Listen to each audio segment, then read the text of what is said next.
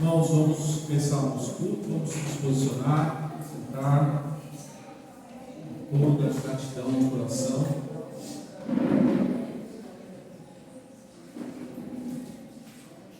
Convido os irmãos a se sentarem, tomar assento, para iniciarmos o nosso culto ao Senhor.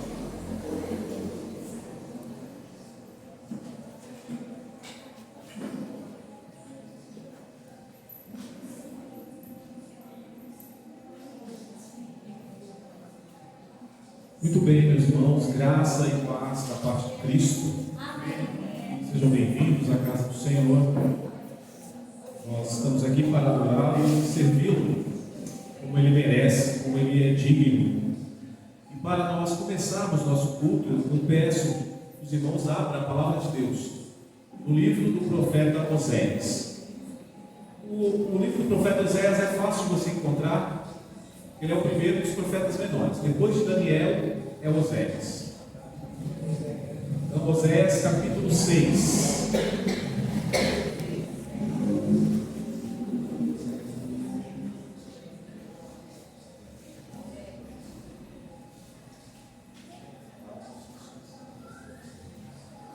Oséias, capítulo 6.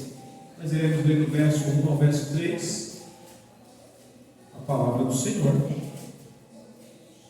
Peço que aqueles que encontraram e puderem, queiram se colocar de pé para fazermos a leitura da palavra do eterno Deus, Criador dos céus e da terra.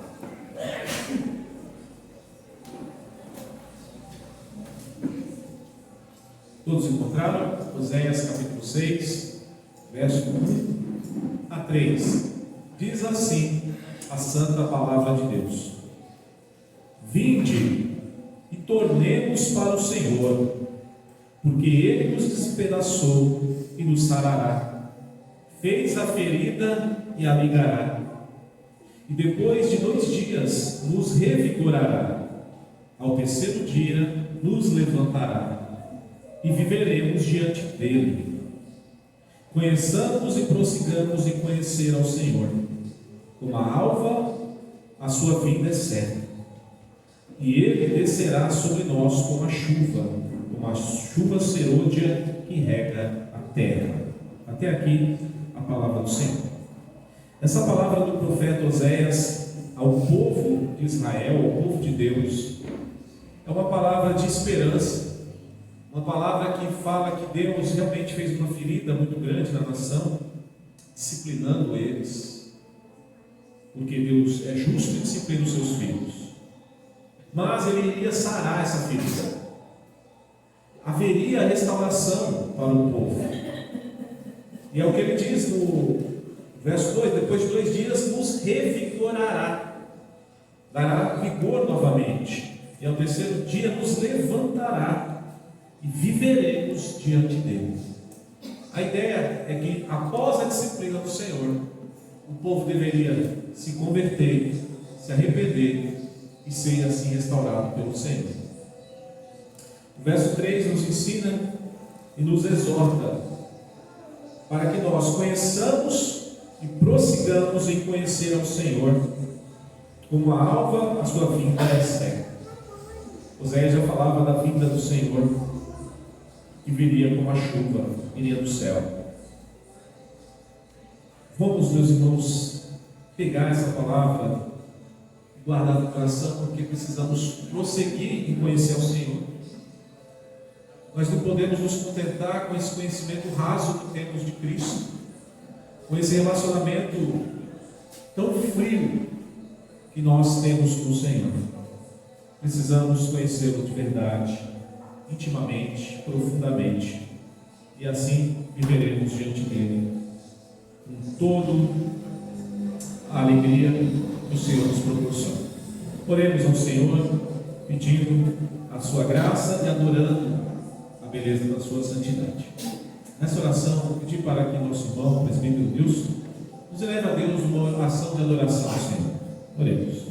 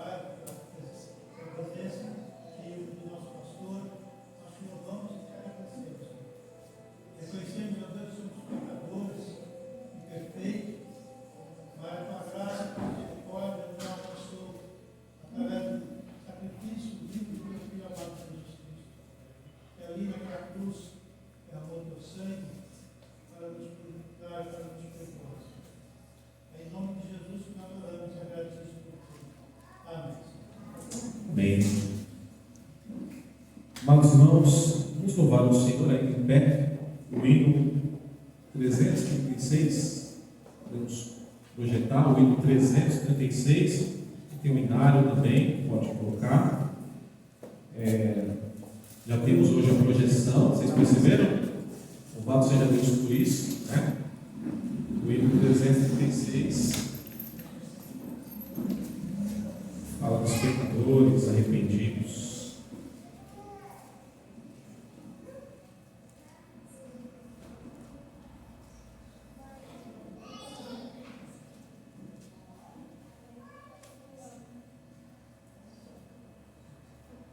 Louvemos ao Senhor, o hino 336. Achou? Pode colocar.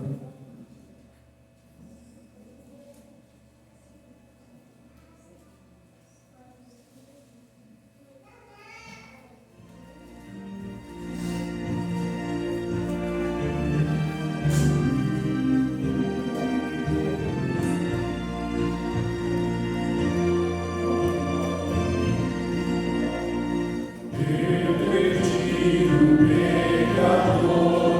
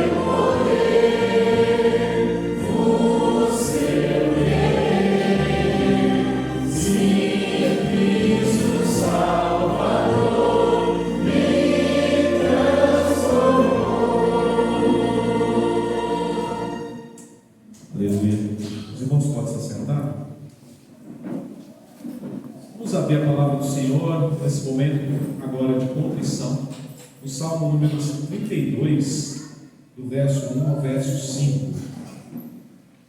Vamos lá, palavra de Deus, o Salmo 32, do verso 1 ao verso 5.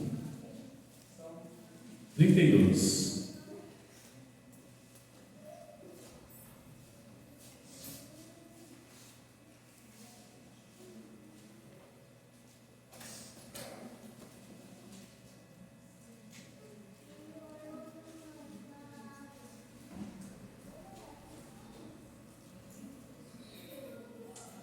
Encontraram?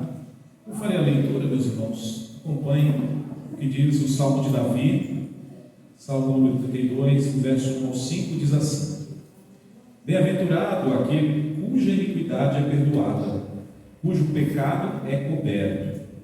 Bem-aventurado o homem a quem o Senhor não atribui iniquidade, e em cujo espírito não há dolo.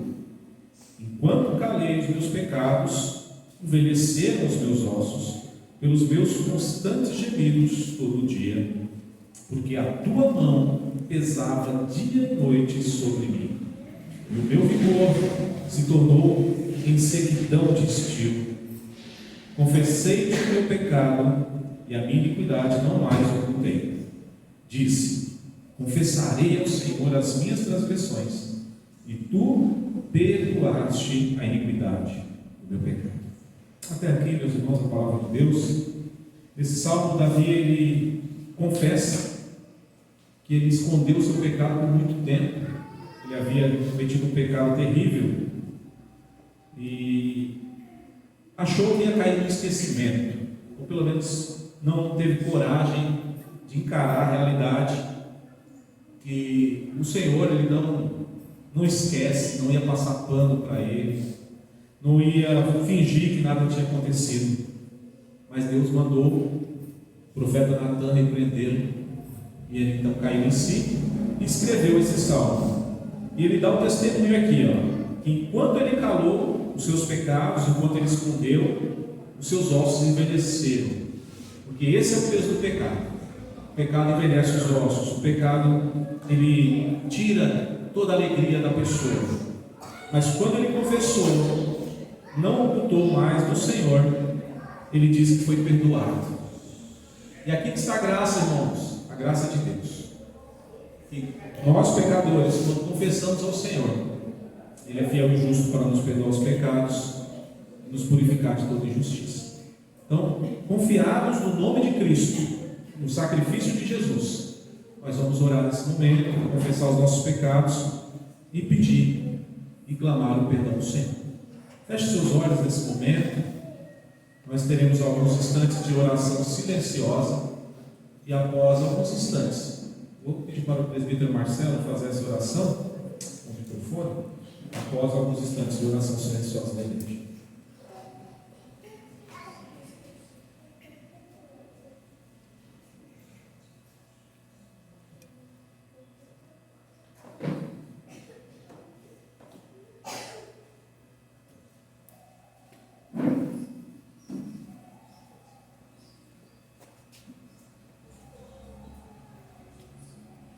Senhor Deus, Pai, com alegria, Senhor, no nosso coração, que nós, neste momento, Senhor, estamos aqui para agradecer a Deus o teu grande amor por nós, Senhor. Tu deste teu Filho amado na cruz do Calvário, para que nós pudéssemos hoje estar aqui, Senhor, te agradecendo pelo perdão dos pecados. Te agradecemos, Senhor, porque tudo o Senhor fez por nós, porque não a nós, Senhor, mas a Ti toda a honra e toda a glória. Quem somos nós, Pai? Somos pequenos, não somos nada. Necessitamos de Ti a cada dia, Pai. Necessitamos da Tua presença, nos corrigindo, nos limpando de todo o mal. Por isso, ó Pai amado, nós neste momento Te agradecemos, ó Deus. Te agradecemos, pois o Senhor lançaste no mar do esquecimento dos nossos pecados. E neste momento, Senhor, de coração aberto, coração quebrantado, ouvindo a Tua palavra, que o Senhor é um Deus justo, um Deus perfeito, um Deus que não olha, Senhor, para nossas iniquidades, mas olha para o sangue de Cristo que está em nós. Ó Pai, nós te louvamos, te agradecemos por esse momento. Esteja conosco, Senhor, na nossa caminhada. Esteja conosco a cada momento, Senhor, para nos ajudar nesse momento. Senhor, nós te louvamos, te agradecemos. Abençoa, Senhor, esse culto nessa noite, para que nós possamos sair daqui avivados, conforme a tua palavra, Senhor, que é alimento para os nossos dias. Em nome de Jesus nós te oramos e te agradecemos. Amém. Irmãos, vamos abrir a palavra mais uma vez agora, no Novo Testamento, no livro de Filipenses, capítulo 4. Carta de Paulo aos Filipenses, capítulo 4.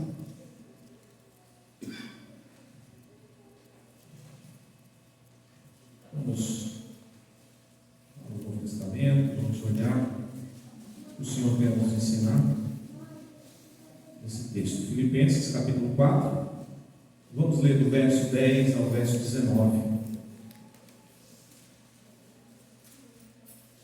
Filipenses 4, do 10 ao 19. Eu farei a leitura mais uma vez, os irmãos fiquem atentos ao que, olha só que testemunho Paulo dá sobre a igreja de Filipos, uma igreja abençoada, uma igreja que o auxiliava em todas as suas dificuldades. O texto diz assim: alegrei-me sobremaneira no Senhor, porque agora, uma vez mais, renovastes a meu favor o vosso cuidado, o qual também já tinhais antes, mas vos faltava oportunidade.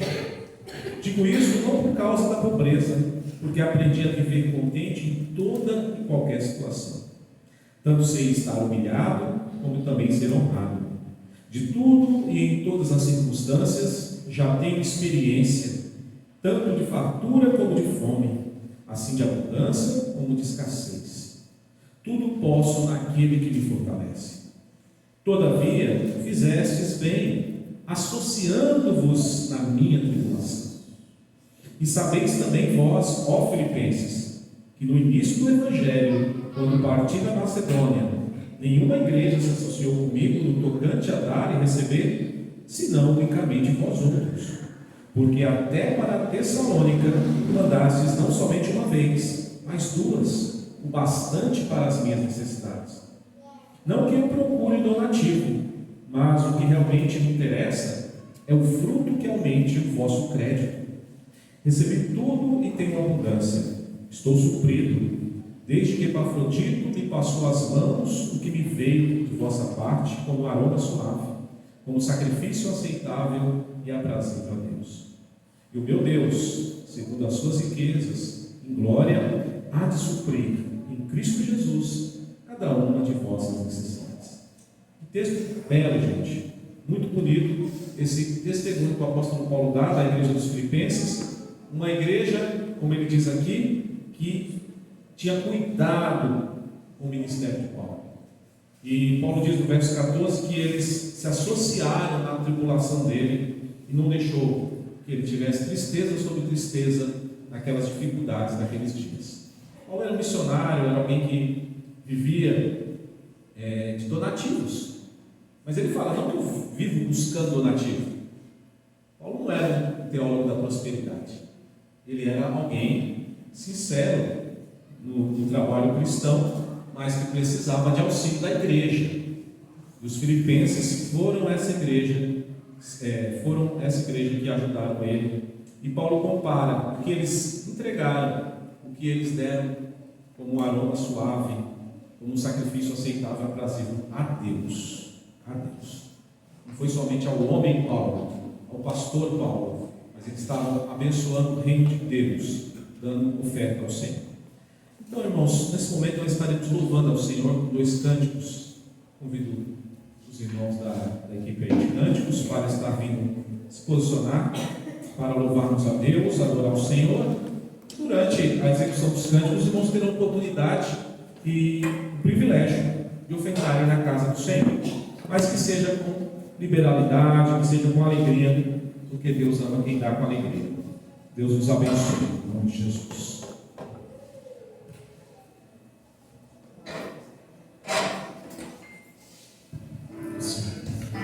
Graças e paz, irmãos. Aqueles que puderem, vamos colocar de pé para que possamos louvar o nome do nosso Senhor.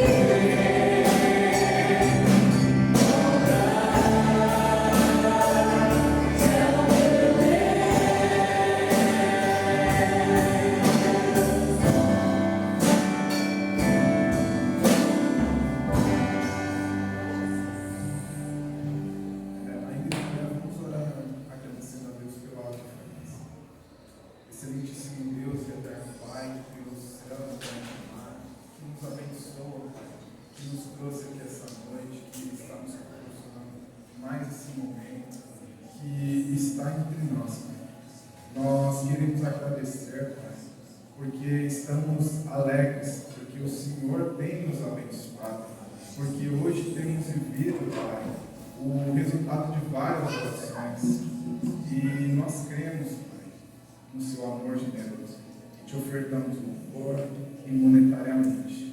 Pedimos, Pai, que venha estar guiando os nossos corações, as nossas mentes, para que venha nos entregar bem os recursos que o Senhor tem nos dado. E pedimos que o Senhor venha estar usando com instrumentalidade o teu servo essa noite. É isso que pedimos e suplicamos, confiados na obra de Jesus Cristo. Amém. Pode sentar, Jesus.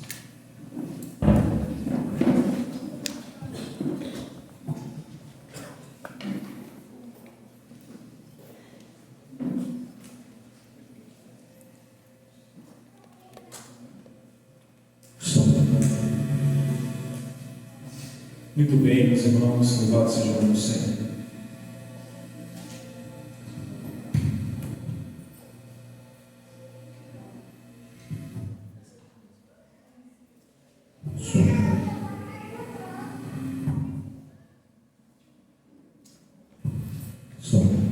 Irmãos, vamos abrir a palavra de Deus.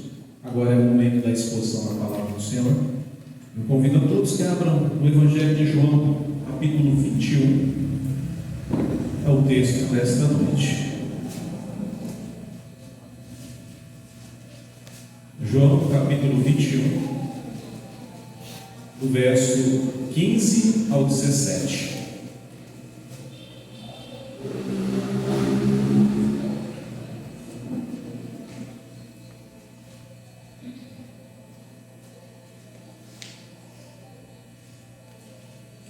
João, capítulo 21, o último capítulo do Evangelho, o verso 15 ao 17. Só esses versos mesmo, e os irmãos vão ver o que Cristo quer nos ensinar esta noite. Leiamos a palavra de Deus que nos ensina.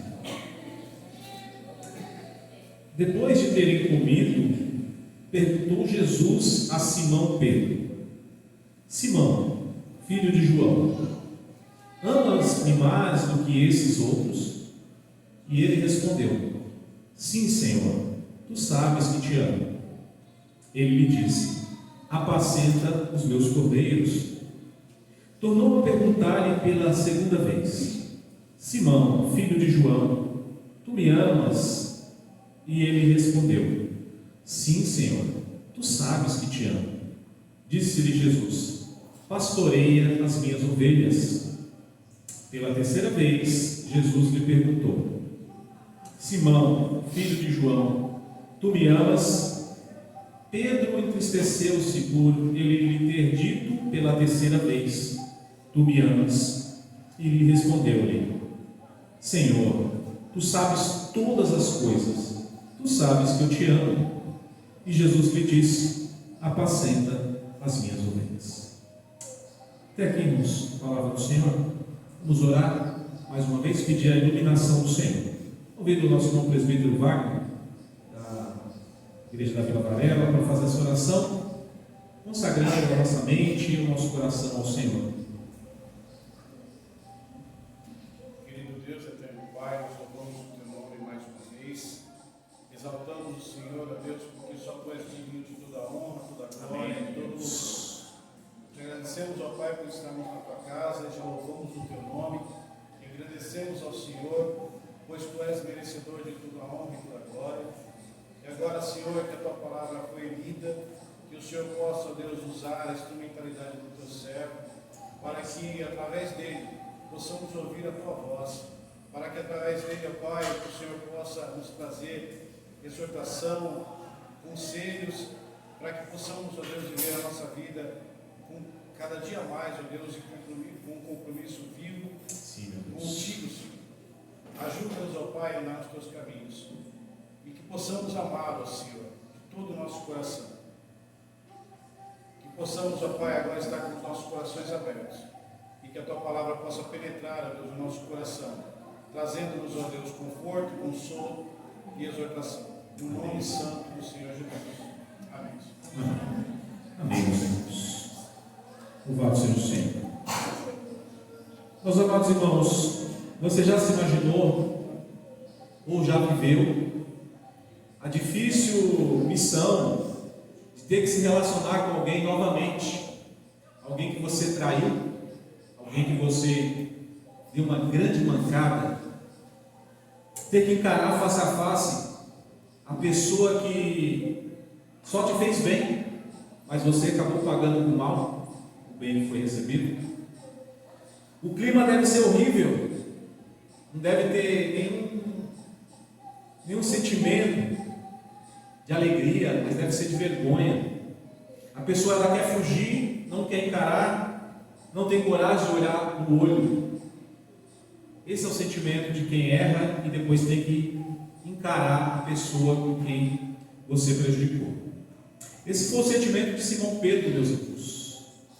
O grande apóstolo Pedro, após ele ter negado o seu Senhor, o Jesus Cristo, nosso Senhor, 3 vezes. E agora, no mar de Tiberíades, ele precisa encarar Jesus novamente. Só que agora Jesus está ressurreto, está com o corpo glorificado, ele está glorioso. O verso 12 mostra o climão que tomou conta daquela refeição. Olha o verso 12, capítulo 21, só para vocês terem uma ideia. O verso 12 diz assim: disse-lhes Jesus: vinde, comei. E o texto diz: nenhum dos discípulos ousava perguntar-lhe: quem és tu? Porque sabiam quem era o Senhor. Então o climão tomou conta daquele lugar e ninguém ousava perguntar nem quem era aquele homem, porque eles sabiam quem era o Senhor ressurreto. Então, meus irmãos, a vergonha maior era de Pedro, porque João não tinha negado Jesus, André também não, Natanael também não, mas Pedro negou 3 vezes. Isso está registrado na Escritura em todos os evangelhos, para a vergonha dele. E ele então se sentia um traidor, um covarde. Ele se sentia um Judas, que não estava mais aqui, já tinha se suicidado. Ele se sentia como Judas. E também, ele era um mentiroso. Ele se sentia como um mentiroso, porque Jesus falou: Pedro, antes que o galo cante, você me negará 3 vezes. E Pedro, cheio de orgulho espiritual, falou: Senhor, olha o que ele disse: ainda que seja necessário morrer contigo, de nenhum modo te negarei. Ele afirmou isso. E olha só, meus irmãos, será que havia redenção para Pedro, depois de ter negado tão vergonhosamente o seu Senhor? Será que o Cristo vivo daria uma outra chance para ele, de ser novamente um discípulo, de ser novamente um apóstolo? Nós vemos um texto que Jesus, como bom pastor que é, vai em busca da ovelha perdida, vai em busca do filho pródigo, vai em busca da dracma perdida e cuida ali das feridas da sua ovelha que estava desgarrada. Portanto, irmãos, eu convido vocês a pensar no seguinte título do sermão: o Cristo que restaura o nosso relacionamento com Ele. O Cristo que restaura o nosso relacionamento com Ele mesmo. De que forma Cristo restaura o nosso relacionamento com Ele? Primeiro, Ele restaura o relacionamento que foi quebrado por nós. Esse é o detalhe. Não é Deus que quebra o relacionamento conosco. Deus não quebra a aliança que Ele fez. Quem quebra somos nós. Então veja o verso 15, na primeira parte do versículo, porque esses 3 versos que nós lemos, o 15, 16 e 17, eles se repetem. É a mesma tônica. Jesus faz uma pergunta para Pedro, Pedro responde, Jesus então dá uma ordem. Então nós vamos ver somente no verso 15, a primeira parte, que é relacionamento. Jesus restaura o relacionamento que foi quebrado por nós. O texto diz assim: depois de terem comido, perguntou Jesus a Simão Pedro. Só essa introdução. Pedro havia quebrado sua aliança com Deus ao negar vergonhosamente o Senhor. Correto? Ele tinha sido desqualificado naquela noite em que Jesus estava sendo humilhado no Sinédrio. Ele estava apanhando, ele estava pronto para ir para a cruz, e ali, diante daquela situação, daquela tensão, Pedro foi perguntado e questionado 3 vezes se ele era um dos discípulos. Vejo que você é galileu também, o seu sotaque te entrega. Ele falou: não, nem conheço esse homem. Isso 3 vezes, gente. Então ele perdeu toda a sua qualificação como alguém que é digno de ser um discípulo de Jesus. Ele sabia das palavras duras que Jesus tinha ensinado: aquele que me negar diante dos homens, eu também o negarei diante do meu Pai. E agora, o que ele ia fazer? Ele negou. Jesus o negaria também? Entretanto, irmãos, Jesus, ele é o pastor que vai ao encontro da ovelha perdida. Não esqueça disso. Ele sabia que Pedro não estava bem, não estava legal, ele estava passando uma crise espiritual, existencial, ele estava mal. O texto diz que após ele ter negado a 3ª vez, o galo cantou, ele ouviu. Ele saiu para chorar amargamente. Veja esse detalhe. Ele saiu para chorar amargamente. Ele precisava, irmãos, de uma restauração espiritual. E olha, Pedro já estava no radar de Cristo há muito tempo. Não é agora que Jesus fala: Pedro, já que você está aqui, vamos conversar. Não. Jesus já estava de olho em Pedro há muito tempo. O texto de Lucas 22, 60, quem puder abrir, vale a pena nós olharmos esse texto. Lucas 22, versos 60 a 62.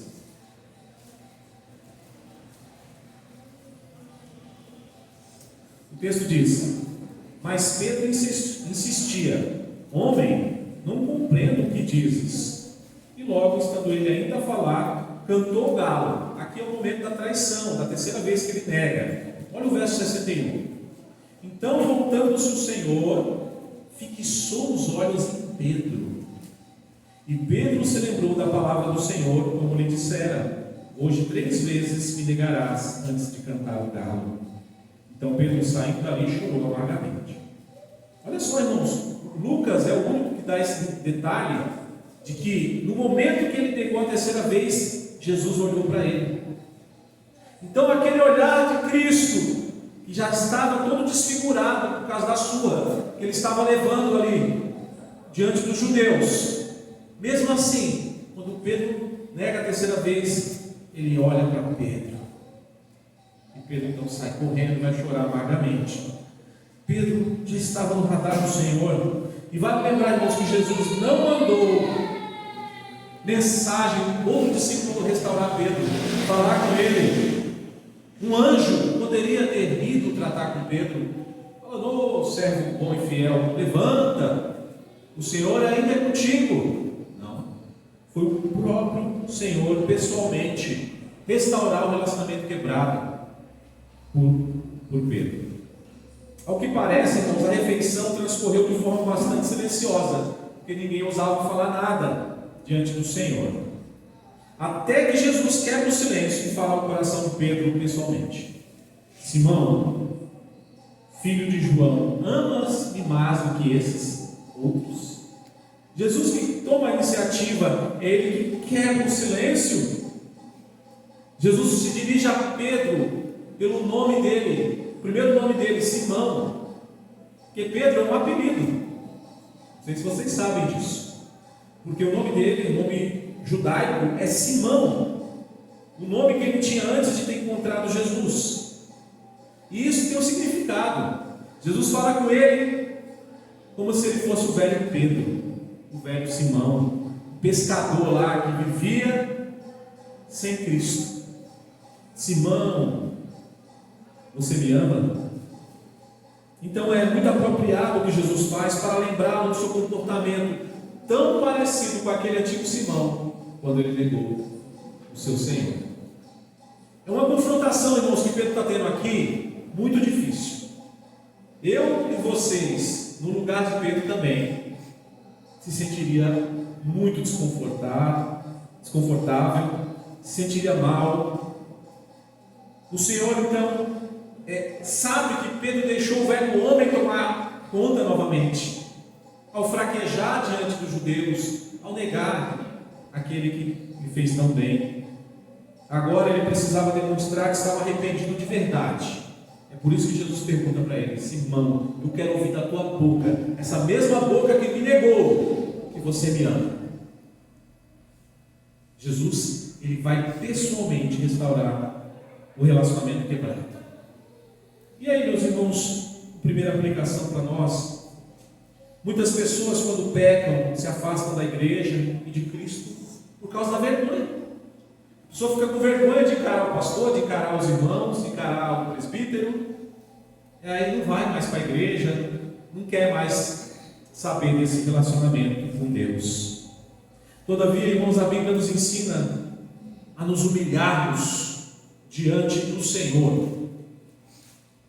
O pecado é vergonhoso? É vergonhoso, porque você quebrou a lei de Deus, você transgrediu os mandamentos do Senhor, então você tem que ter vergonha mesmo, mas devemos ter humildade e buscar o perdão do Senhor.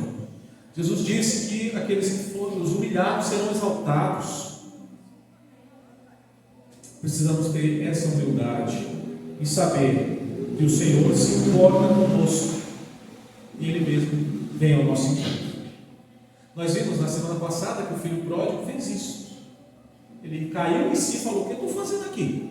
Eu voltarei para a casa do meu pai e vou me humilhar, falar: pai, pequei contra o Senhor, não sou digno nem de ser chamado mais teu filho. Esse é o caminho, irmãos. Mas não se afastar, se isolar de Deus, se afastar da igreja, do corpo de Cristo. Isso não é o caminho. O caminho é buscar redenção, buscar comunhão novamente com o Senhor, porque Ele é misericordioso. Ele é misericordioso, Ele é o bom pastor que restaura os relacionamentos. Segundo, de que forma, como Jesus restaura o nosso relacionamento com Ele mesmo? Restaurando o nosso relacionamento íntimo com Ele. Não é somente aquela amizade formal, não, um relacionamento íntimo. O verso 15, ainda na parte B do versículo, diz assim: Simão, filho de João, amas-me mais do que estes outros? Jesus fala do amor, ágapas, a palavra grega que ele usa aqui, perguntando se Simão tinha amor por ele. Irmãos, Pedro estava se sentindo descartado, indigno do seu chamado, indigno de desfrutar do privilégio de ser chamado discípulo de Jesus, de ter um relacionamento íntimo com Ele novamente. Ele tinha quebrado, ele não estava mais na comunhão. Ele havia perdido essa essência quando traiu o Cristo vivo. Quando você pisa na bola ali, o relacionamento é quebrado. É assim entre nós, humanos, imagina com Deus. Então, o seu sentimento, o sentimento de Pedro é o mesmo sentimento de Adão. Sabe quando Adão caiu? Ele se envergonhou, ele tentou se esconder, Deus vai atrás dele. É o mesmo sentimento de Adão. E aí, Adão foi banido do paraíso, algo vergonhoso, ele foi impedido de ter acesso ao paraíso. Mas, meus irmãos, Jesus aqui mostra que não tinha desistido de Pedro. Esse é o grande ponto aqui. Jesus sabia que Pedro ainda seria muito importante para o seu ministério, para o reino de Deus. Então Jesus não desistiu dessa ovelha, ele foi atrás. E ele pergunta 3 vezes para Pedro se ele o amava, demonstrando que ele queria ouvir da boca de Pedro que sim, que ele amava o Senhor e que o seu compromisso de amor, a partir de agora, seria sincero e verdadeiro. Essa pergunta, irmão, de Jesus ela sonda o coração de Pedro, ela sonda profundamente o seu ser. E Pedro responde: sim, Senhor, tu sabes que eu te amo. Tu sabes todas as coisas, ele diz na terceira vez. Porque apesar do seu fracasso, do seu amargo fracasso, ele confessa o seu amor por Cristo. E aqui nós temos uma grande chave. Pedro não havia se apostatado definitivamente da fé. Ele tinha tropeçado feio, mas ele estava sendo restaurado agora pelo Senhor. Esse compromisso exigido por Cristo é importante, irmãos, para que Pedro tenha uma segunda chance de demonstrar para os outros também que ele é um novo homem. É por isso que Jesus quer ouvir da boca dele. Os outros 10 estavam ali ouvindo. Vamos ver o que Simão vai dizer. Será que ele ama o Senhor ainda? Então Jesus dá uma segunda chance para ele demonstrar todo o seu apreço pelo seu Senhor, pelo Cristo vivo.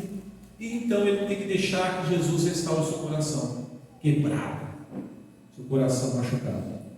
E lembre-se, gente, o maior dos mandamentos que Jesus falou é amar o Senhor sobre todas as coisas, com toda a sua força, com todo o seu entendimento, com toda a sua alma.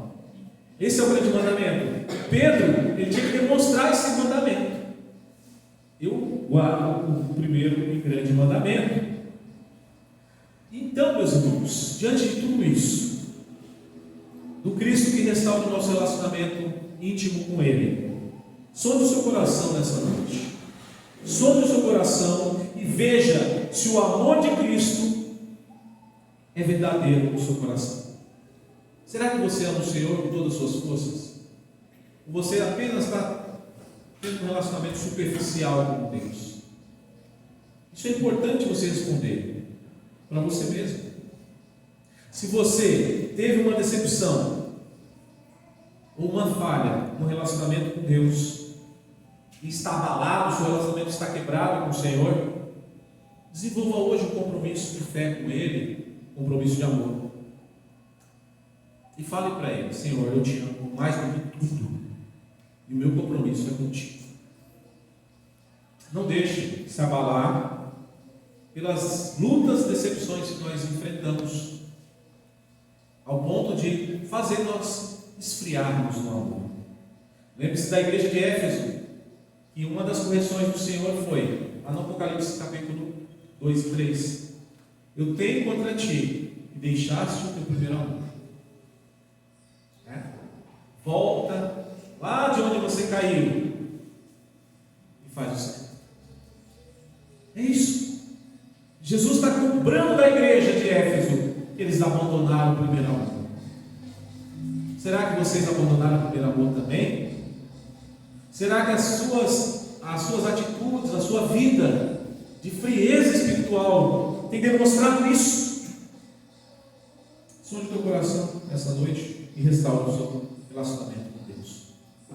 Por último, irmãos, vemos Cristo restaurando o relacionamento e a função ministerial de Pedro. Olha só o que diz a última parte aí do verso 15. Pedro responde: sim, Senhor, tu sabes que eu te amo. E aí Jesus diz para ele: apacenta os meus cordeiros. Olha só, Pedro, desde que agiu como um covarde, um traidor, ele foi. Ele havia perdido a honra de ser discípulo, de ser apóstolo, de ser chamado de um dos 12. E com certeza, irmãos, ele morria de vergonha dessa traição dele. Ele ficou marcado na história como aquele que negou Jesus. E a sua atitude, né? Ele tinha muita vergonha dessa atitude que ele teve. Ele não se via na condição de pastorear ninguém. Como eu vou pastorear alguém se eu neguei o meu Senhor? Ele estava desqualificado, não tinha mais condições alguma. Aquela terrível negação que ele fez naquele fatídico dia era sem dúvida uma pedra no sapato dele.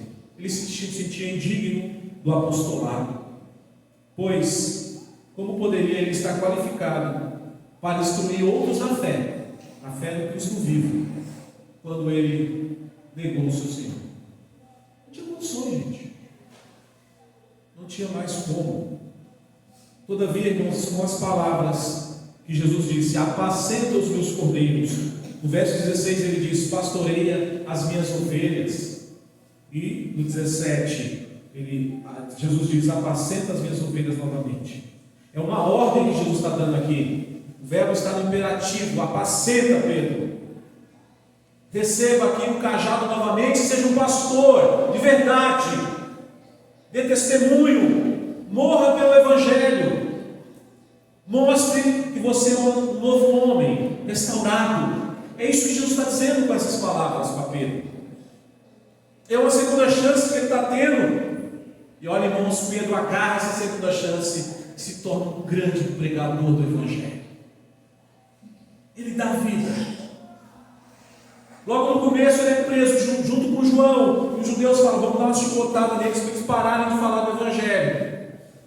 E ele fala: não importa obedecer a Deus do que aos homens, pode bater. E quando eles saem dali, o texto bíblico diz que eles se alegravam por ter sido achado digno de sofrerem por causa de Cristo. Ele não era mais um covarde de antes. Agora ele estava cheio do Espírito e era um pregador.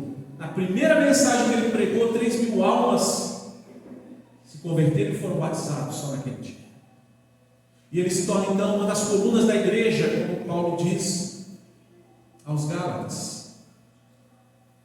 E eles realmente aprendem a lição.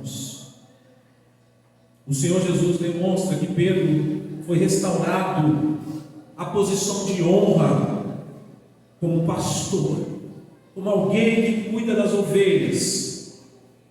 Ele tinha perdido essa posição, mas foi colocada por Cristo. E quem que vai falar contrário ao Senhor? Foi Deus que restaurou, não é? Pedro agora tem autoridade novamente. É igual o filho pródigo quando voltou, e aí o pai falou assim: coloca um anel no dedo dele. Sabe o que o anel significa? Autoridade. Ele é meu filho, ele é herdeiro, ele manda aqui ainda, ele continua.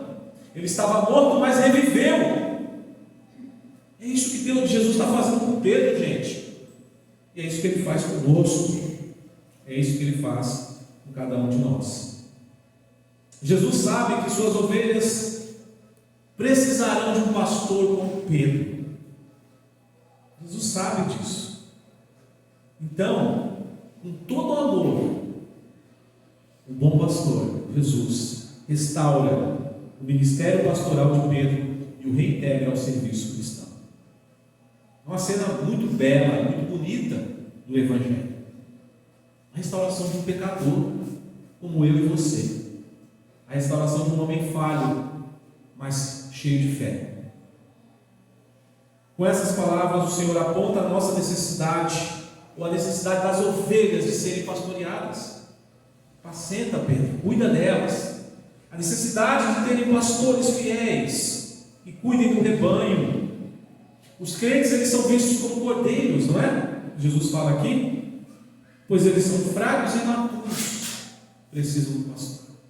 Precisa de alguém cuidando, alimentando, livrando de perigos, afugentando os lobos.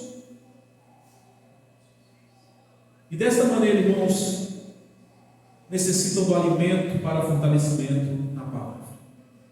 Pedro seria esse instrumento restaurado por Cristo. Finalmente, como ovelhas queridas, imaturas, necessitadas, elas precisavam da nutrição da palavra do Senhor.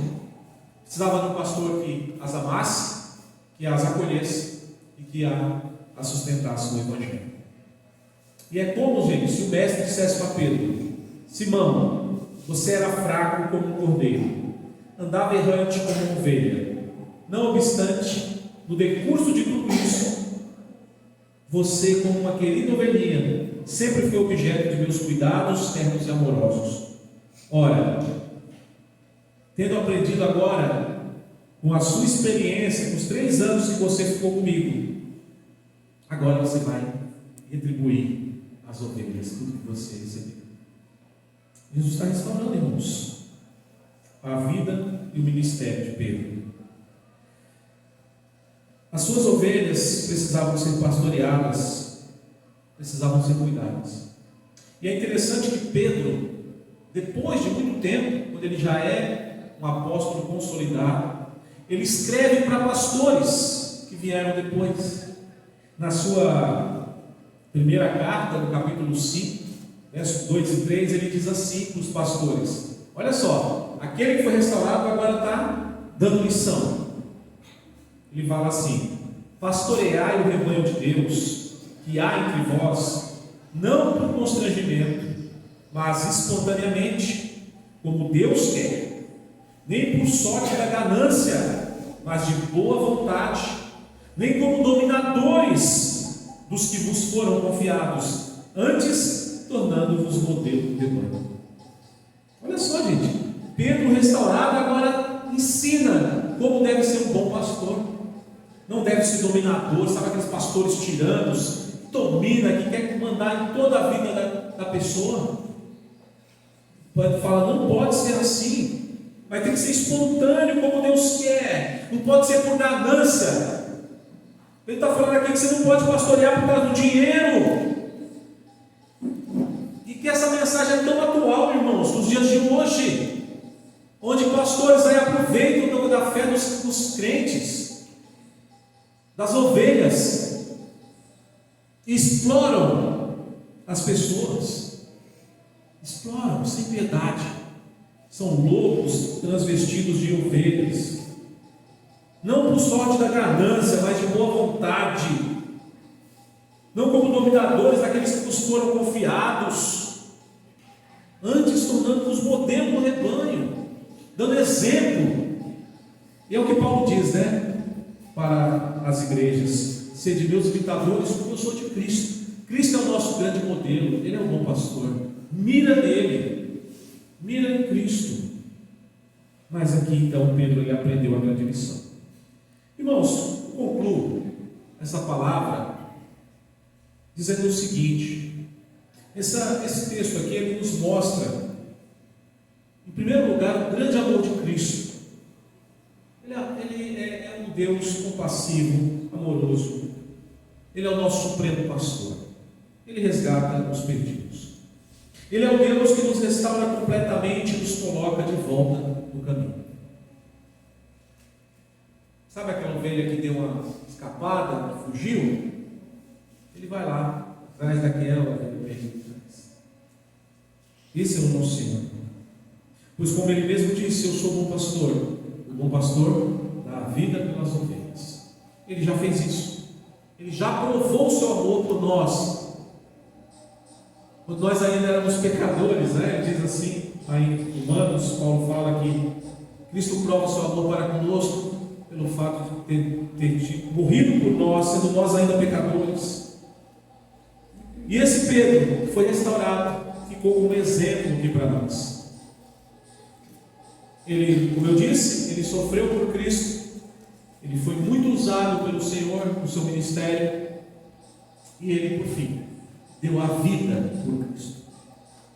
A tradição da igreja diz, não está na Bíblia, mas a tradição da igreja registra que ele foi morto durante o Império Romano, e quando os seus algozes falaram para ele: você vai ser crucificado, já que você adora Cristo, você é um seguidor de Cristo, você vai ser crucificado como ele foi, que é a pior das mortes, né? Uma morte traz muita agonia. E ele disse, teria dito, segundo a tradição: eu não sou digno de morrer como meu Senhor. E então ele foi crucificado de cabeça para baixo. Esse é o Pedro que foi restaurado. Ele foi até o fim, combateu o bom combate, né? Terminou a carreira, guardou a fé.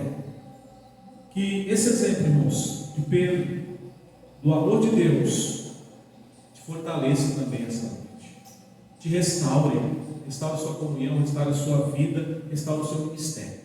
O que Deus tem colocado nas suas mãos, Ele confiou em você talentos, dons, que você possa ser fiel que você possa ser fiel naquilo que Deus tem feito e colocado na sua mão, na sua vida.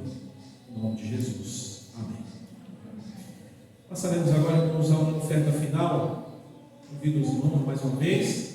Após a oferta final, nós vamos orar e teremos a interpretação da bênção apostólica.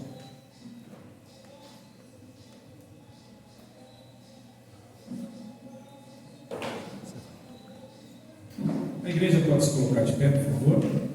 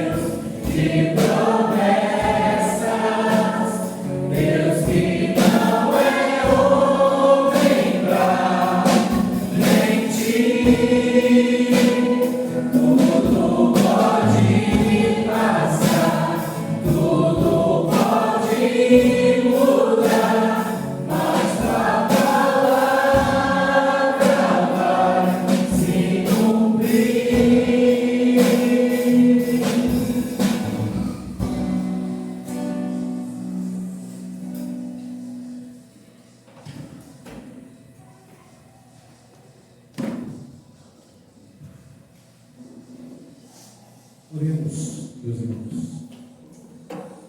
Senhor Deus, Pai Todo-Poderoso, Tu és o Deus que restaura, Senhor Deus, nossas almas, quebradas pelo pecado.